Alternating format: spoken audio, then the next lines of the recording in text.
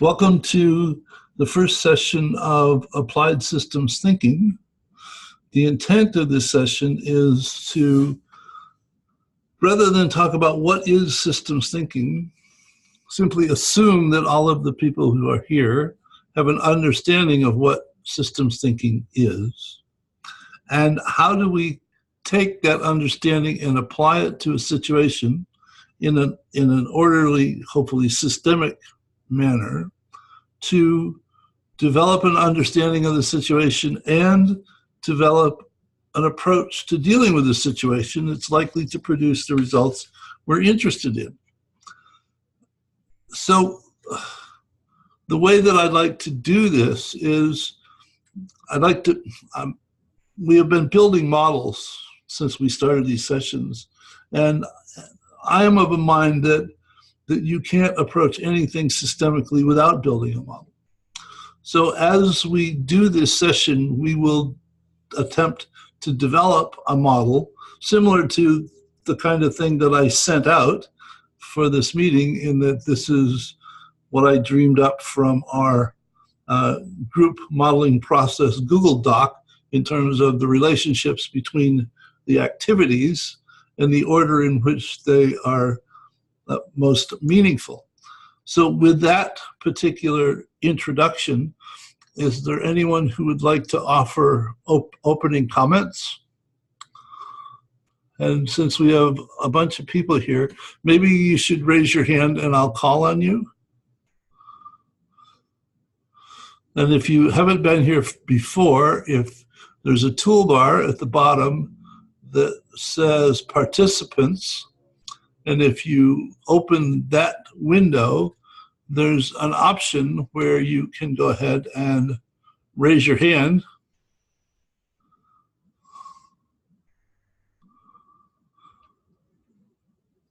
Nobody's found it, or nobody wants to talk. Oh, and all your microphones are muted, so you can unmute them when you're going to talk.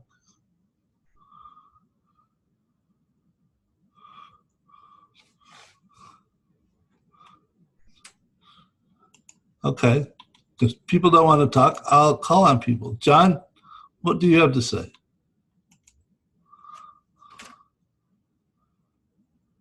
Did everybody go away? Okay. I'll talk from what I shared with you this morning in email. Okay, I think you're right that you can't talk about a system without a model. Unfortunately, most people come to the discussion without their model very well thought through, right? So, okay.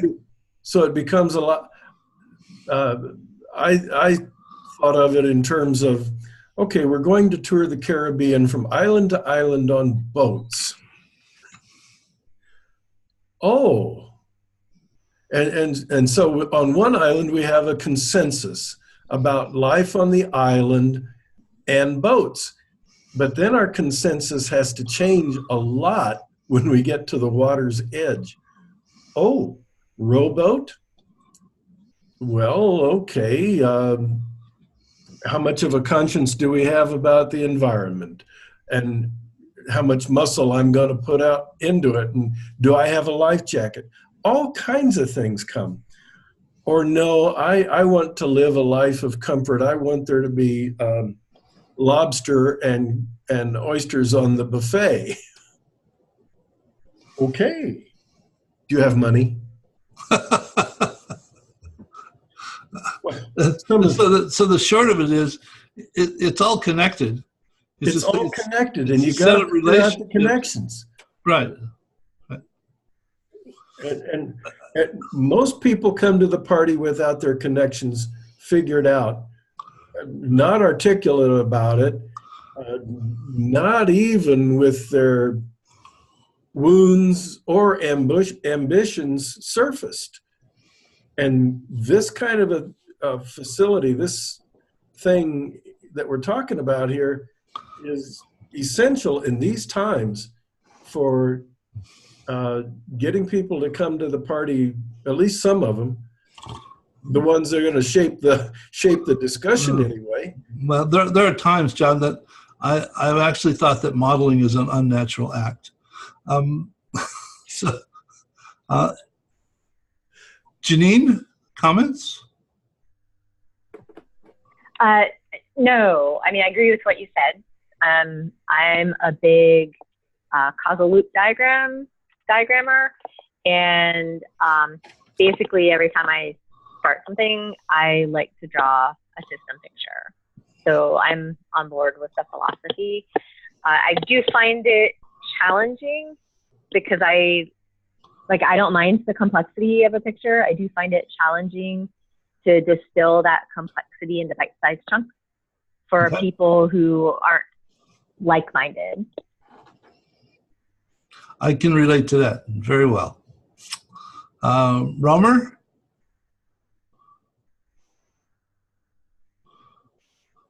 Sandish? Yeah. So you're right. I'm saying all of us definitely have models. Putting those models down into diagrams is definitely something that I haven't been doing. It's definitely something that's good to do, but trying to communicate those models with other people, that's a whole different ball game, because I'm pretty sure that even though we think that our models are comprehensive from our perspective, there's still a lot of stuff that gets missed out when other people take a look at those models and try to understand those. And I'm primarily coming in from a software modeling background, so that's where my experiences lie.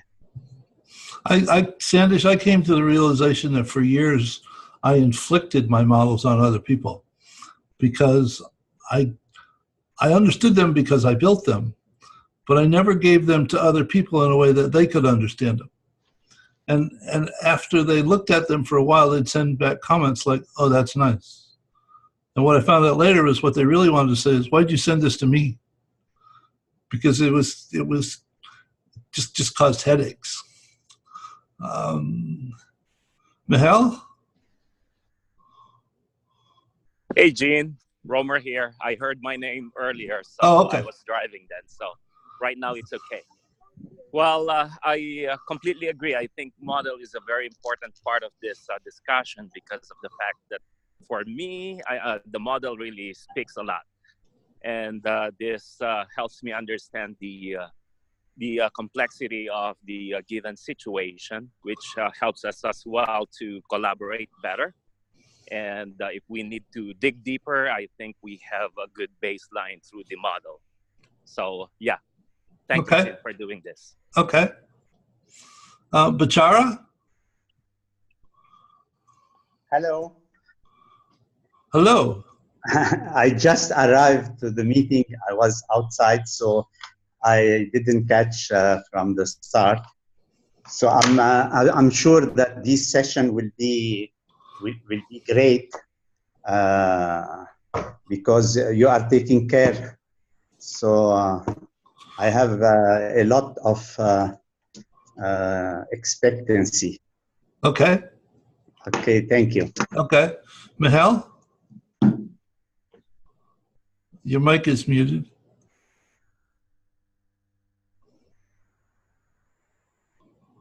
Okay. So, 3 more. What is this? Oh, wait a minute. I'm missing something here. Where is it? Chat.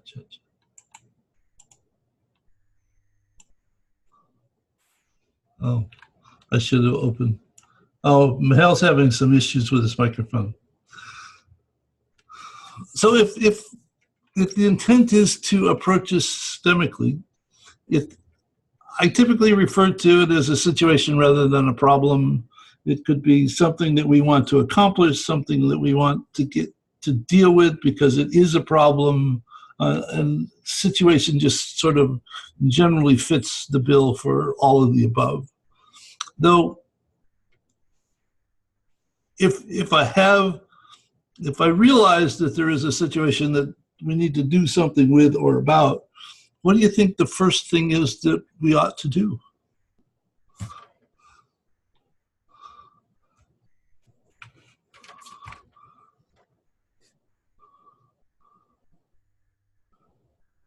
Get some assumptions out on the table. Get some assumptions going in the discussion. Assumptions. Okay. Assumptions about the situation. Yes. Parameter values. Okay. Other thoughts? Okay. So there is, for those of you who aren't familiar with Kumu, for every entity that exists on a map, you can write a description for it to whatever extent that you want to. And we talked before about a parking lot. In other words, things that people bring up that are of some level of importance that aren't specifically relevant to the model, but we don't want to lose them. Kumu has the ability to do embedded issue or discussion threads so that parking lot items could be in the parking lot. And because I envision that other people can work on this model other than in the group, it would be good if they left notes to other people about the changes they made so that there's an issue thread for changes. And there's also general feedback that's not relevant to any particular element or entity on the model. So that's an aspect of the environment that is the reason for these three icons down here at the bottom. So at some point in time, the connection between situation and assumptions is not intuitively obvious to other people, so that there will have to be a description of assumptions written. And you can put them in the chat window and I can migrate them, or you can email them, or you can put them in the model later. We'll get all that figured out. So sorry for the aside, but there's some general kind of housekeeping pieces that are sort of getting sorted out. In the group modeling model itself, the group sessions, I've been working on trying to put some specifics into the process and the other elements as I go along, based upon my thoughts and feedback from other people. So, any other thoughts? We got the situation and we got assumptions. What else should we know?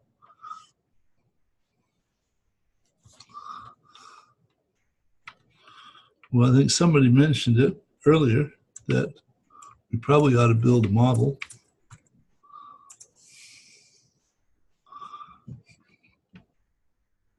I always like having goals or outcomes. Like, what am I trying to achieve? Which might be part of the situation, technically.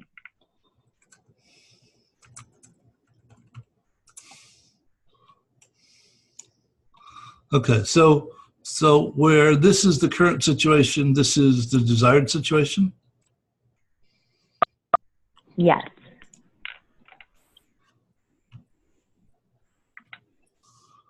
Okay. One thing that I've noticed when I talk to people, they have a tendency to identify a problem and the solution at the same time. In other words, they'll say, sales are down because of the competition, okay? And I have always found it really useful to separate the situation from assumptions about what the problem is. I mean, Russell Ackoff, who was one of the giants in the systems community before he passed away a few years ago, used to say, no matter where it is that you initially perceive the problem to be, on further investigation, it is highly likely that you'll find out that the real problem is somewhere else. So I think it's important to separate the situation from assumptions, sort of this making assumptions about what you think the problem is, too early, because the whole idea of the undertaking is to figure out what a meaningful approach is to deal with the situation. Okay? Other comments?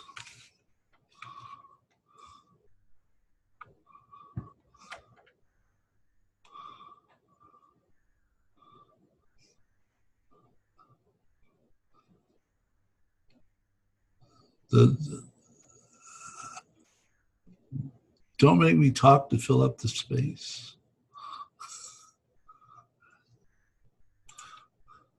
Do you also create some kind of system boundary at this point, or is it mostly free-flowing at this stage? Well, I expect that boundary is something that we're going to have to know. How do you define boundary?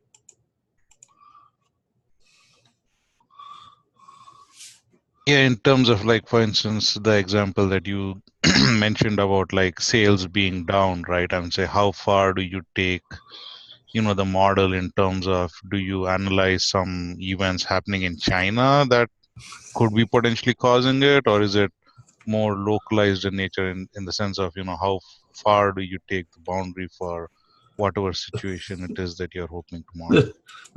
There's a marvelous comment that says, you can't solve every problem in the context of the entire universe unless, of course, your name is I forgot his name. This is terrible. Oh dear. Cosmos. Who did Cosmos? The movie, the show, the TV show. Are you talking about Carl Sagan, or are you talking about? Sorry. Okay. You can't solve every problem in the context of the entire universe unless your name is Carl Sagan. I thought it was a marvelous quote, and it would have been much better if I hadn't forgotten his name. So yes, boundary is very relevant, because you have to stop someplace, and one of my thoughts about boundary is stakeholders. In other words, was it Covey in the 7 Habits of Highly Effective People said that you should focus on your circle of influence as opposed to your circle of desire or whatever, because if you focus on the larger circle, the internal circle shrinks. So that if you're going to deal with a situation, the individuals who are engaged in dealing with that situation have to have a level of authority, power, and influence over the elements that are part of the model to say that you need to change this piece to deal with the situation. If there's nobody who is in a position to influence that component, it's ludicrous, I think. So the point that I was just getting at is I think we should define stakeholders. Huh? Hi, Gene. Yes. Yeah, just another idea for the boundary is the level of relationship that we will be incorporating. Let's say for every element, how deep are we gonna go? How deep of a level? Is it up to 2nd degree, 3rd degree, or etc.? So that might piggyback with the stakeholder boundary that you were saying.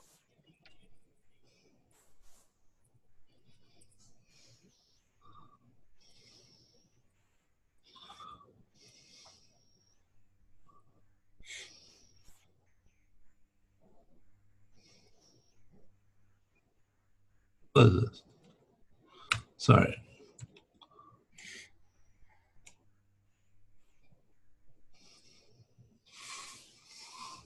All arrows subject to be moving at a later date. The systems people often talk about the iceberg model. Anybody familiar with that?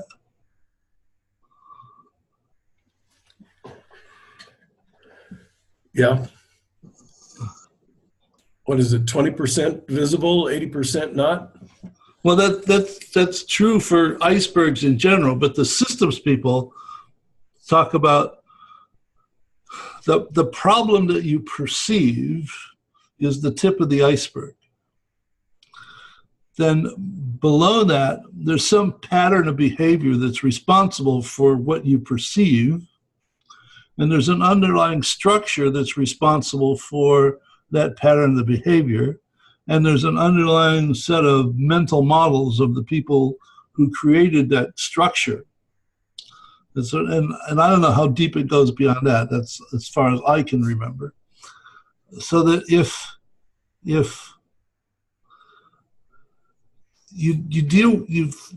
you identify that there is a situation, if you look, in other words, the situation has probably evolved over a period of time.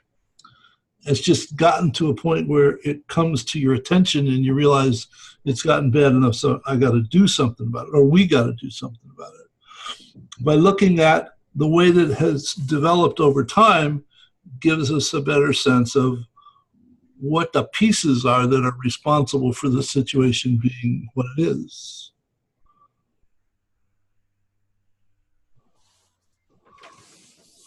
Okay? And is this connecting? Yes.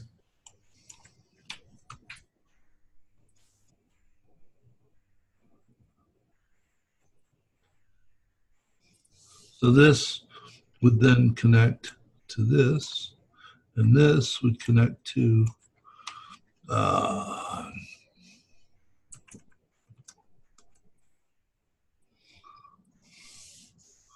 and the arrows might actually go in the other direction.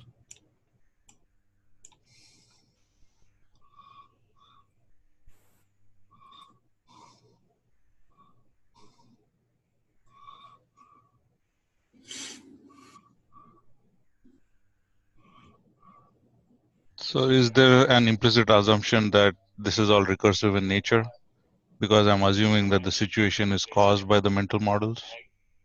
Well, the mental, well, sorry, the mental models of people are typically responsible for the structure, and the structure is responsible for the pattern of behavior, which is responsible for the situation. So I should go ahead and reverse all of these arrows.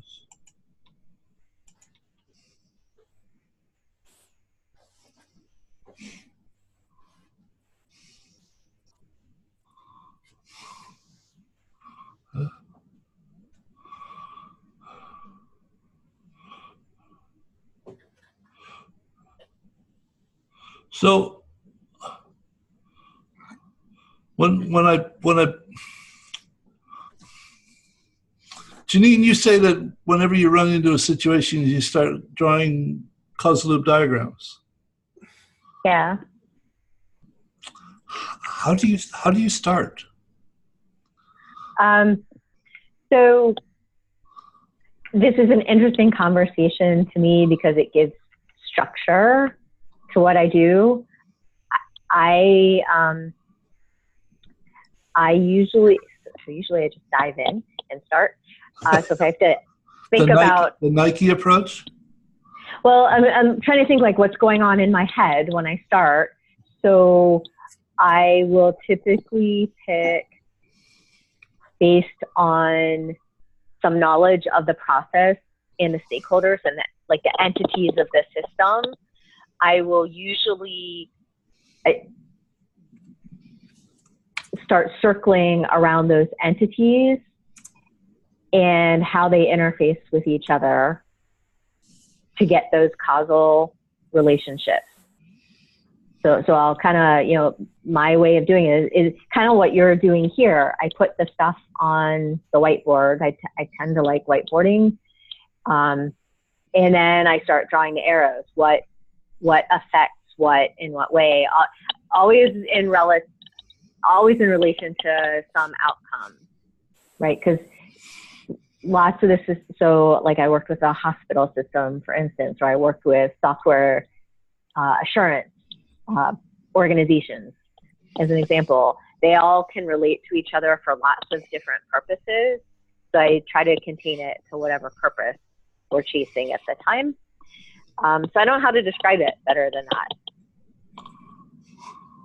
So I'm kind of fascinated by what you're drawing and the structure of it. I don't know where we're going. But that's part of the fun. Like John said, we're touring the Caribbean, but we don't know exactly which islands we're going to and what we're going to find. Yeah, this is a discovery process right now. Yes. And typically there's a bunch of space in the discovery process, and some people the space, they find the space very annoying. Some people don't like to have conversations with me because they think they can take a nap between my comments.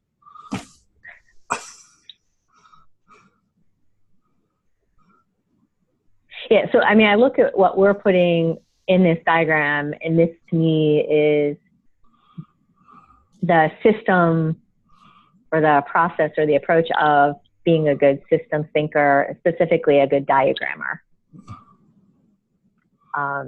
This is what I need to think about. I usually don't think about, I like the iceberg model, right? The different layers of that. I usually don't think about that when I diagram, but it would be good to think about that.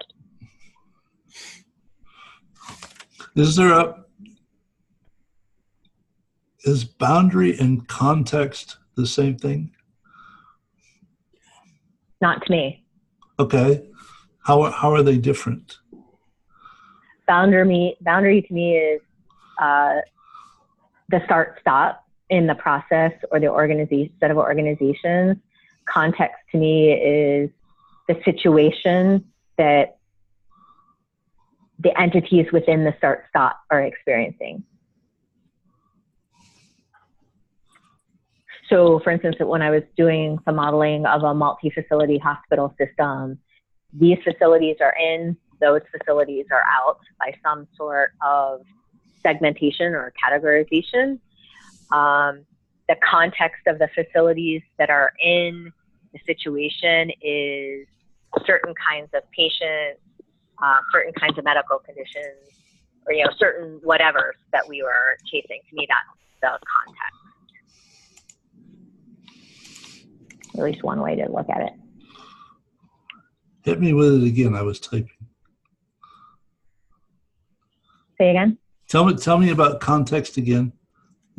Context to me is like the situation that the entities that are in scope or in boundary are experiencing. So it could be their business reality, their process reality, that what you were saying before about their sales or their performance reality. It's all to me, it's the richness of the situation within the boundary. And I guess you could include some external forces if you wanted to, but usually within, for me. When I identify this as being the situation that I have to deal with, should I also elaborate as to why I believe it's a problem in terms of its implications? In other words, sales is down, and that's a problem. What's the implication of sales being down? Is it meaningful to elaborate on the implications, the perceived implications?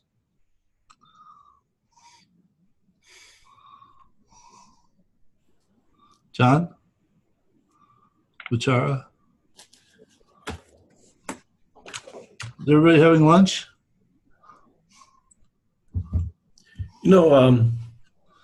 There's a hidden partner at Berkshire Hathaway.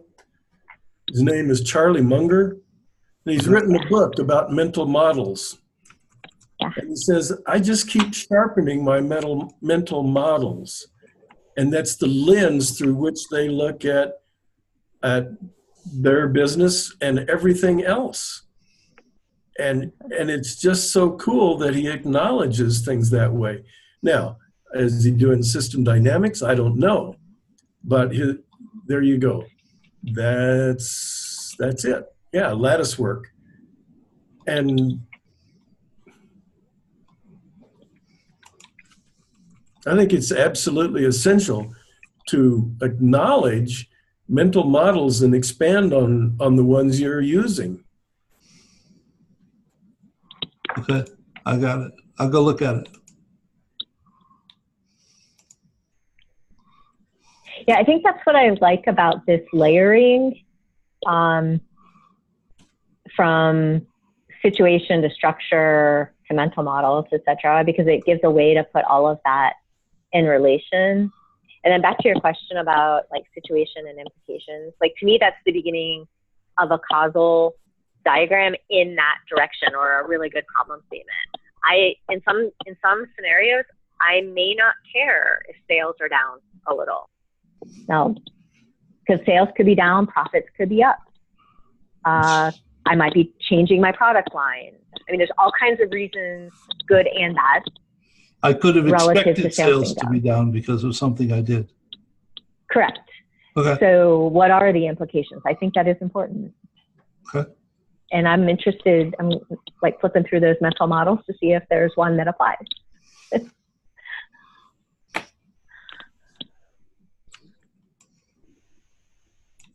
This way or the other way?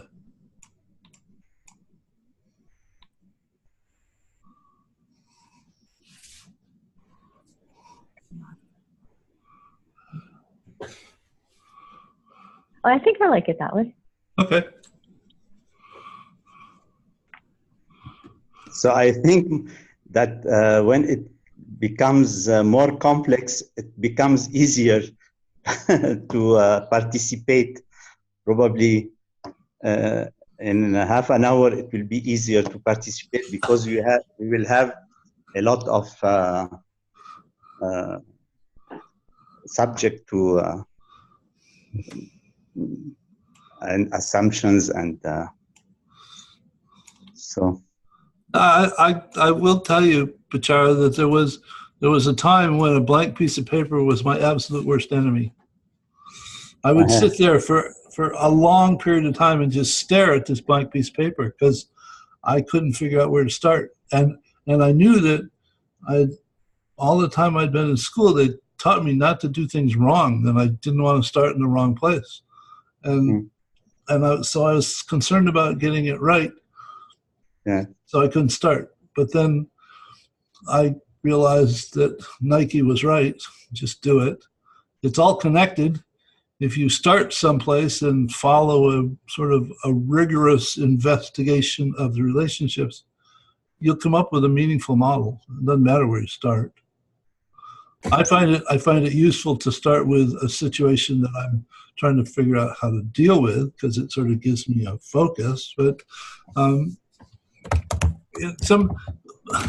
I think that's why people find modeling an unnatural act, is because they're concerned about doing it right.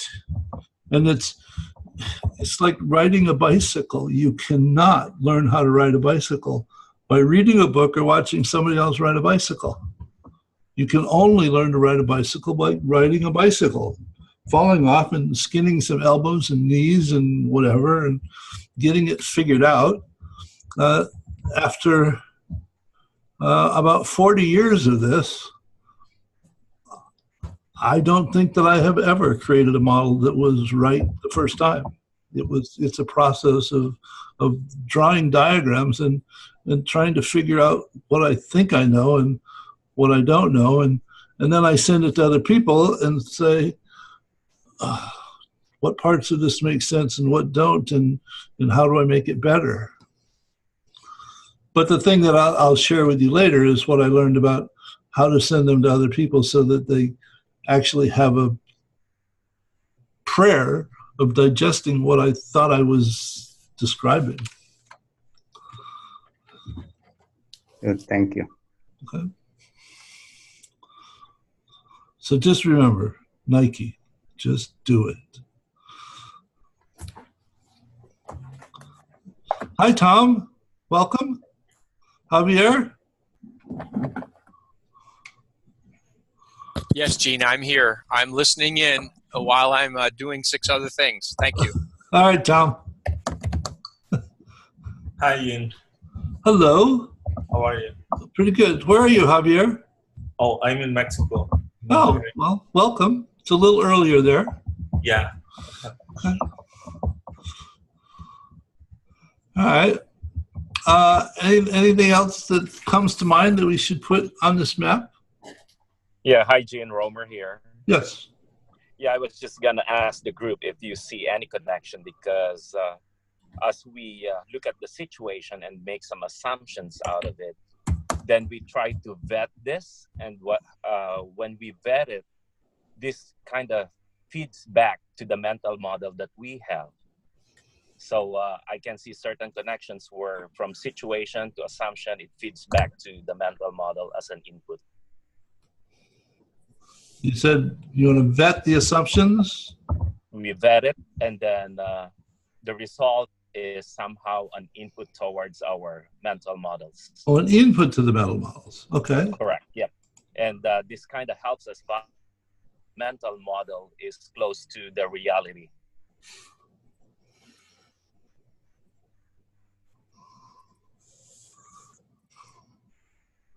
Huh? This is a lot better off than we were 40 minutes ago.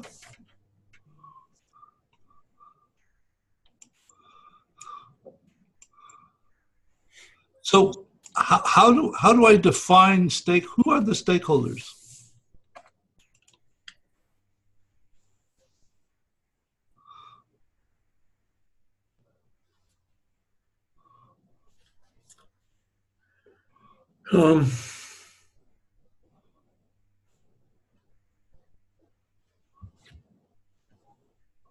People who have resources, control over inputs and expectations about outputs. There's an old IT guy talking to you again, though. Yeah, gosh.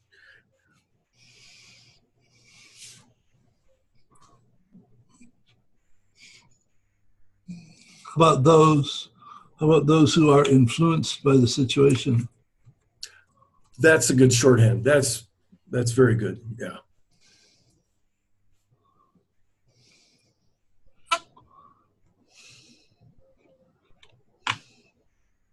Well, thanks to you for showing up, Sandish. I think we're probably going to have another one of these next Tuesday. If people are up for it. Thank you so much. I'll send you a copy of the video and a link to the model when we're done. Sounds good. Thank you so much. So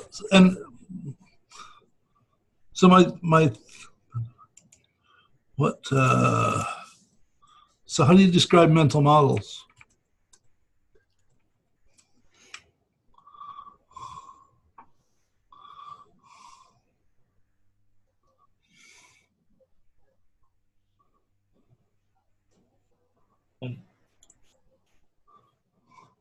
What people think about things?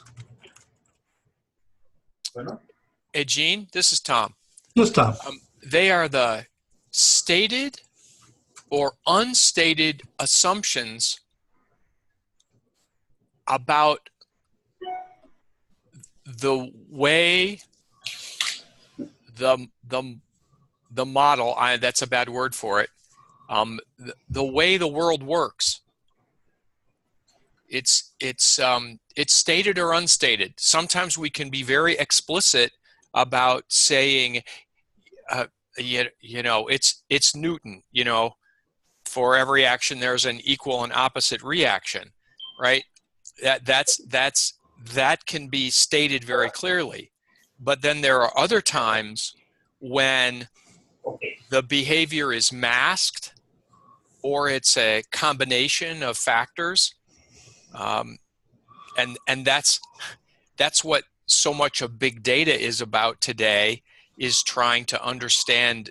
You've got this giant data set, now make something out of it, right? Right. That's not the purview of where we are. We're building a different kind of a model. Is this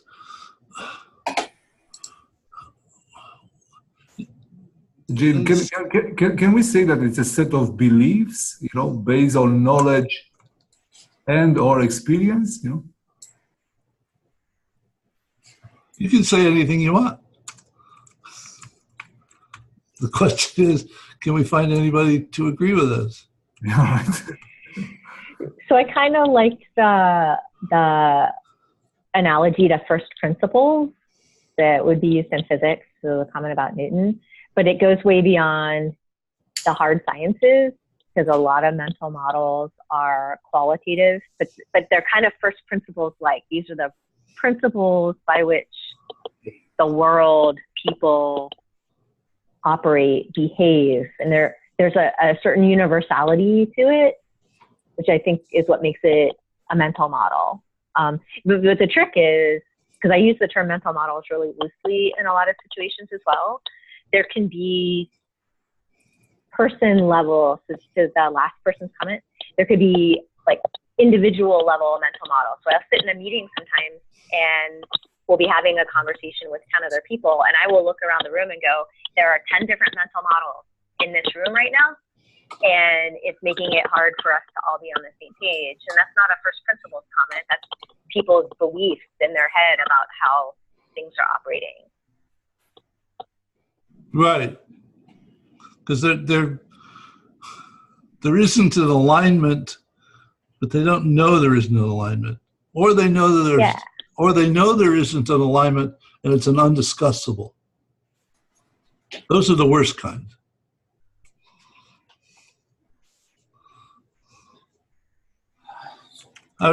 One that Sengi talked about espoused theories and theories in use. The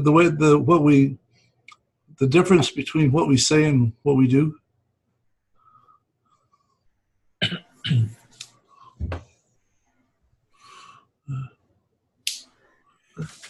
Okay.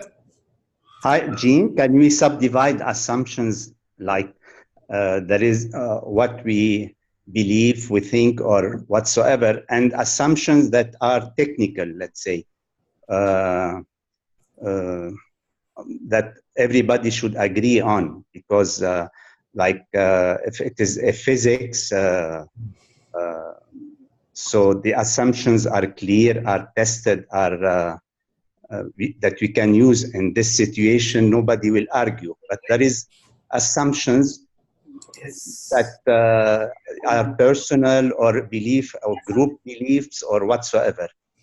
Esto lo puedes copiar en cualquier base de datos. Por los procedimientos que generan esto. Hello? Lo de la base de datos para Python, ya para poder ejecutar. Javier, were you talking to us or someone else? Oh, no. Not right now. So, Bachara, were you talking about these assumptions or assumptions associated with mental models? I thought that I thought that the assumptions, yes, these assumptions, okay. These assumptions can be either, let's say, a belief or, and there is also assumptions which could be, let's say, scientifically proven or whatsoever that nobody will argue.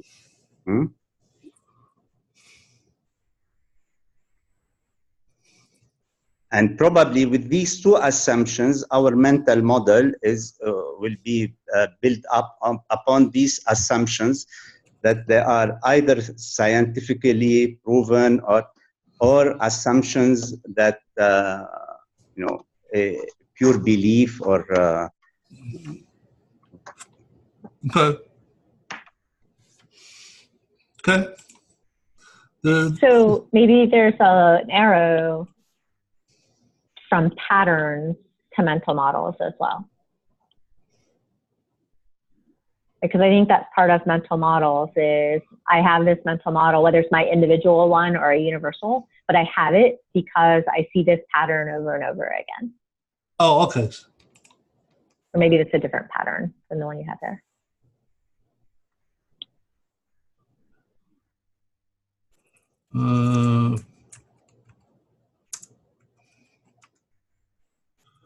It's self-perceived. Not that way. Perceived pattern, and that's influencing the mental models. Is that what you?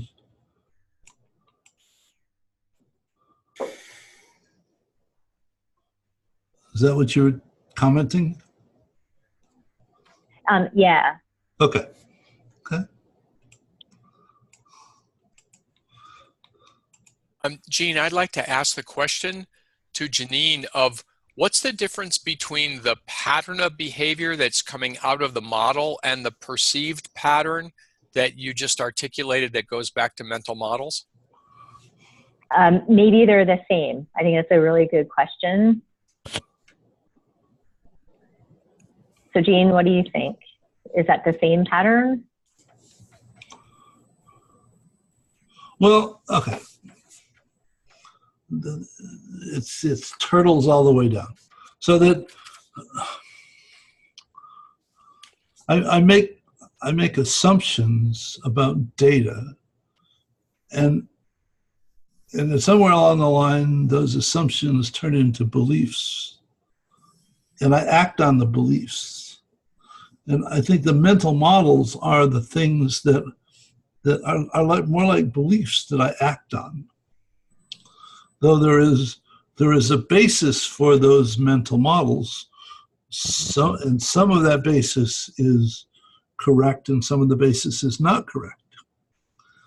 I mean, I think that we're learning all the time from our experience, and sometimes our experience deceives us because we're not in a position to analyze or evaluate our experience on an ongoing basis. We just we see the same pattern over and over again, and we begin to believe things, and they may not be true. So I can envision perceived patterns being a basis for the development of beliefs and mental models. How, from leapfrogging from that explanation, how do you distinguish the perceived pattern from the pattern of behavior directly out of the model?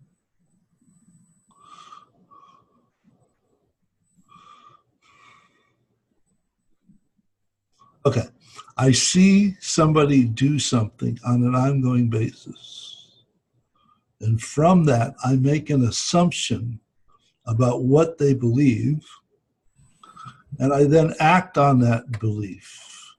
Consider a success to the successful scenario where I believe Tom is more gifted than George, so I give more resources to Tom, and he becomes more successful than George, which proves out my belief. So I give even more resources to Tom, and I end up firing George because he's incompetent. And it was all based upon a perceived pattern that led to a belief that I acted on. I'm sorry, I'm making this stuff up as I go.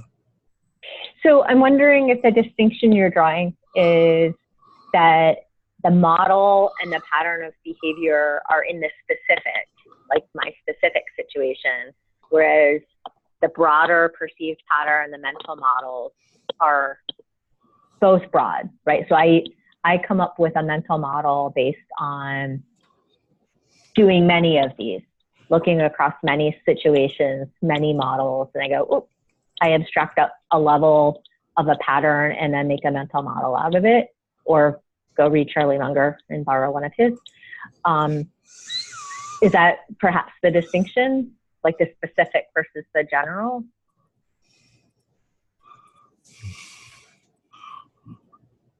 Yeah, I think the perceived pattern is general, and the one that I act on is specific because it's become sort of ingrained, maybe consciously and maybe subconsciously. In other words, I'm not aware of all my mental models, and the people around me that I work with are probably aware of more of them than I am because I don't think about them. Or seldom do we stop to actually think about our mental models. I think we spend too far more of our life on autopilot than we realize. But just a question, like the perceived patterns, aren't they based on some assumptions as well? Or, I assume that the things are going to go this way because that's my observation. But maybe they don't, I would think that they are based upon assumption. I think there's possibly a very vicious reinforcing structure here with it. The perceived patterns lead to assumptions that lead to perceived patterns.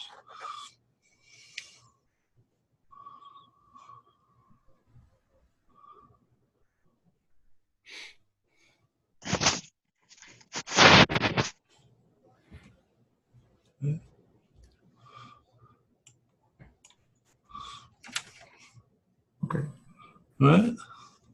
Well, the level of relationships, where there's some description to go with this?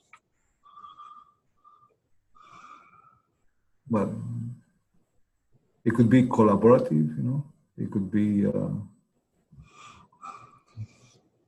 I thought the comment had something to do with how sort of what level we were attempting to develop an understanding to. I mean, if I'm developing some kind of a relationship model, and in it I refer to the way that people drive cars on the road, I don't have to take the whole car apart piece by piece in the same model that I'm talking about the way that people drive. Was that the intent of level of relationships, or was it something else that I didn't quite understand?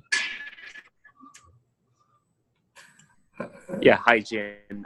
When I suggested the level of relationship, I think that is consistent with what you described. It's like the degree of how far are we gonna dig deep into a specific component. So I think it's important to put some boundaries, especially if it's already deviating from the main context of the problem.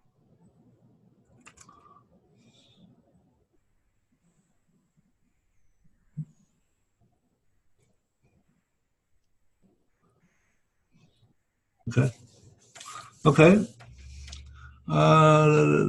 Context? Yeah, go ahead. Just a question. The boundary, shouldn't the boundary influence the mental model? Or because boundary right now is not linked to anything, right? Just well, stakeholders and level of relationships. I'm not sure.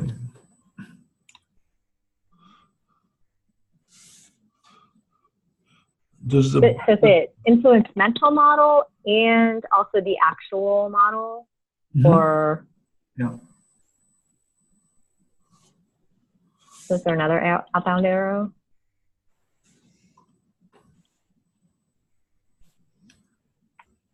But what's the difference between the mental model and the model? I think the mental model is the thoughts and beliefs that you have in your head. The actual model is what we're actually drawing. Oh, I see. Okay.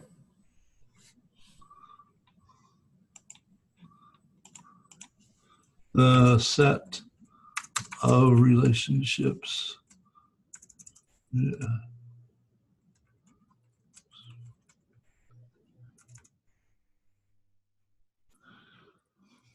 Depicted as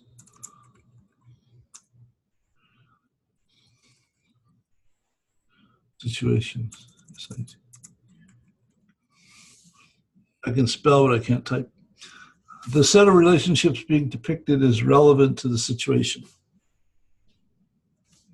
Okay.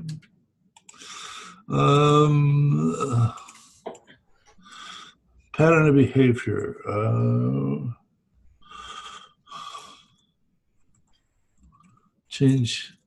Changes in aspects of the environment. BI. Leading up to the current situation. Changes in aspects of the environment leading up to the current situation. All descriptions subject to change. What does it mean to vet the assumptions?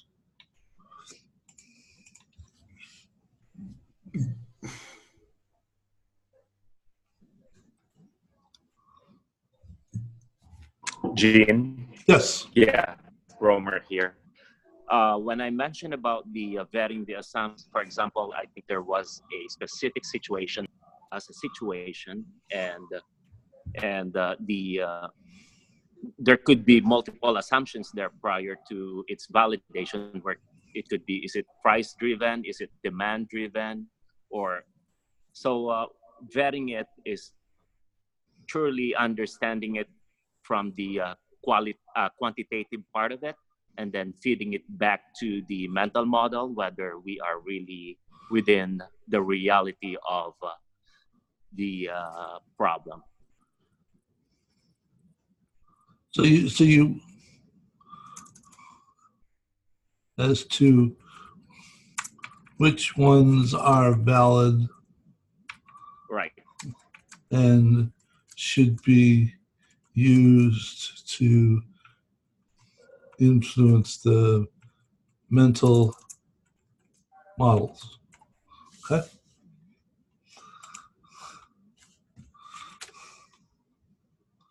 So we've now spent an hour working on this. Could we spend a few minutes and talk about your perceptions of the experience for the last hour? Is this something that makes sense? Is it painful? Is it something that you'd never like to see again in your life? Tell me how you think, how you feel.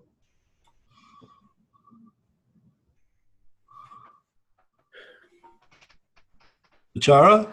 I can start with that. I feel great about it, and thank you guys. Don't run away. Janine?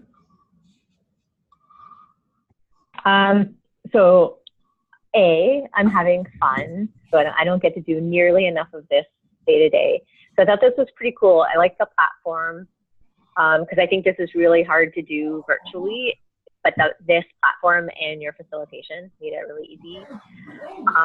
Like my head's racing, so I'm looking at what we've built together, and I'm running with my own mental models, and I'm starting to like group pieces of it in my head. So I don't know what we're going to do next, but I think this would be fun to continue to develop. And then I could actually use it with people I work with to help them engage in doing some of this. Okay. Okay. John? I suspect that there are a lot of leadership development situations, maybe military, where there are skills developed about surfacing what people's mental models are. And it's going to be an essential part of leadership development to be able to formulate a strategy. Get people together and and then committed to a plan of action. Though it's essential to figure out how to surface the mental models that are relevant to the situation and figure out whether or not they're valid. Right. Okay. Javier? Oh, hi. I felt a little bit lost because I was here late. I like the discussion and the model that, or the map that you have developed. I'm gonna read it a bit because, as I told you, I felt a little bit lost. I think that there is before I have a mental model or a model, I have a primitive model that it's not in nice words, or it's a very colloquial thing that I have in my mind, or the person that is developing it has in the mind, and from there to having something that is useful or understandable for for more people. There are a lot of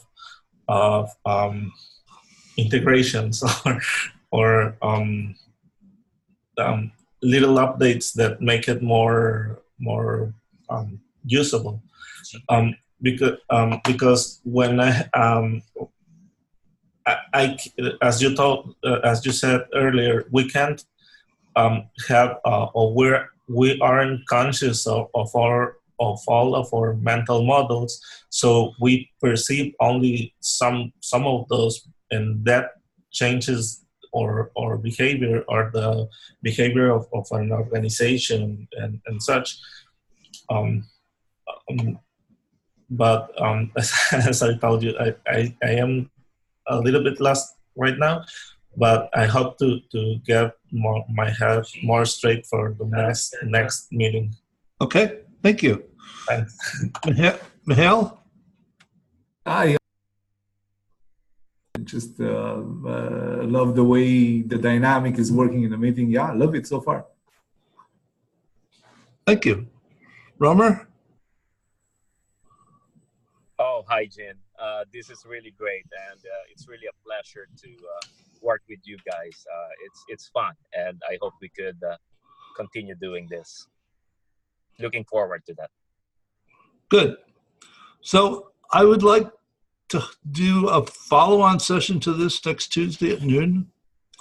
I will go ahead and process the video and send a link to the video and to the model to everyone. And I have a standing offer with anyone that wants it. I will do one-on-one sessions with you to develop your familiarity with this environment. You can get to the level of fluid that you saw me do today in this environment in 30 minutes or less. You may not believe that, but I'm willing to prove it to you.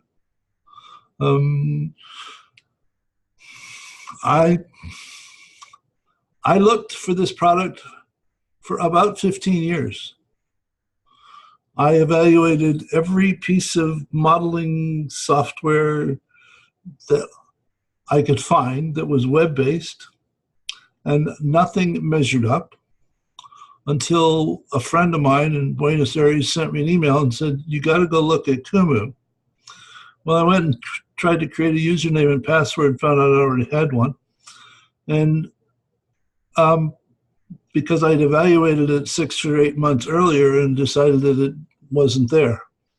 What I was looking for was an environment that allowed me to develop relationship models and to unfold them as a story so that you could present them to other people in an unfolded way so that they could watch the unfolding and listen to the story and get a pattern. So I was no longer inflicting my models on other people the way that I used to.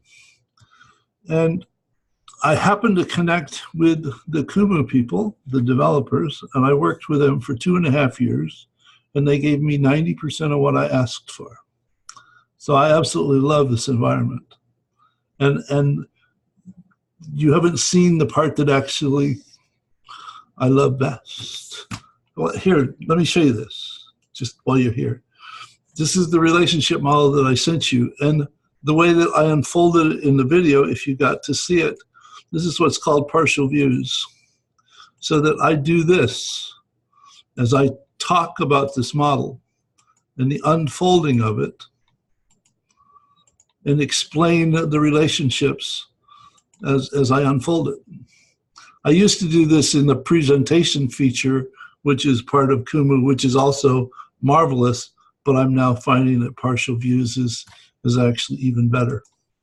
And once you create the relationship model, developing the partial views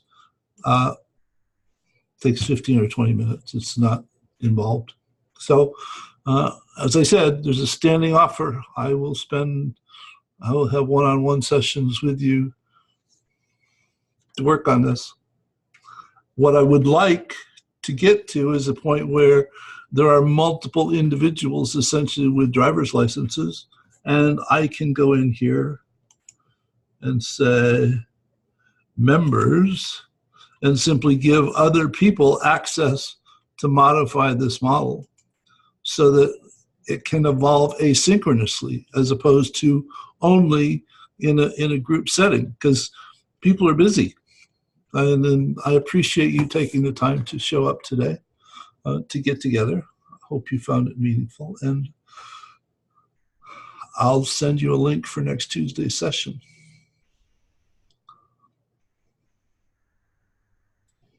Sounds great, Gene. Thanks a lot. Thank you, Gene. That was fun. Really fun. Thank Good. you. We'll do some more.